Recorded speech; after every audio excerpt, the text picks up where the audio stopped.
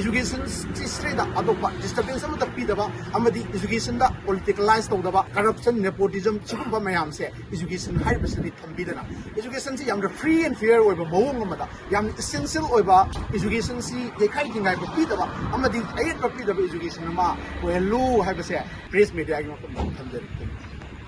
सही तरह के तरीके सुखना चंसल लगता स्कूल एजुकेशन ला डिस्टर्बेंस फ्री जोन वैल्यू है बा चंसल लगता अचौब डिमांड से एजुकेशन हाई लेवल लेजिबसिदा फिल्मसिदा हौजिक मसी की डिस्टर्बेंस की प्रॉब्लम सी हाना लेरमदगी नोंगी पाक्थोक साउथरे मसी की पाक्थोक साउथर बसिगा लोना हाइरिबा प्रॉब्लम सिंग से रिजॉल्व तौननबगी दमकता नसीदी मिपुम तिंगना मणिपुर लेरिबा मिपुम खुदिमक अमदी काचिन कोया खुदिमकता हारिबा डिस्टर्बेंस फ्री जोन एजुकेशन की मैसेज से अखोय खुदिमकता योनबा अदुगी दरकार लेरे हाइबा मरोइना सिगुबा चततर कैंपेन की मनुंग चना अवाल डिस्ट्रिक्ट सुबो कैंपेन सी अखोय पाक सन चंगसिन नबगी होगोपगी उनखम बगे हारिबसिदा अखोय स्लोगन सिंग यावना अखोय सेम सादरे मसिगा लोइना ना अखोयना पामिबसी मै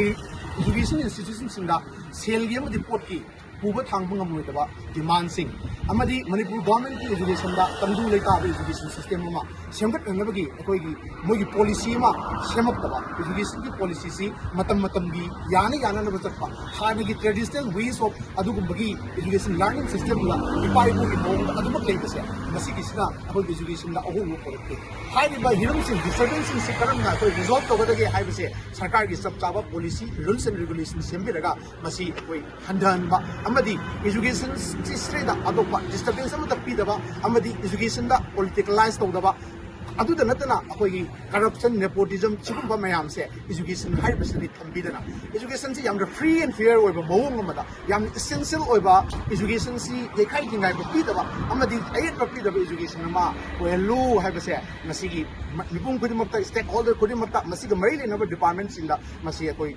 हंगाई सेंगना नसी की ओजा सिंह अमदी स्कूल की फाउंडर्स मयाम अमदी भेन की सोसाइटी रे स्कूल की ट्रांसपोर्ट खुदिमक ना कोई सब चाबा अमत ओइबगी कोई डिमांड से नसी की प्रेस मीडिया की थमदरी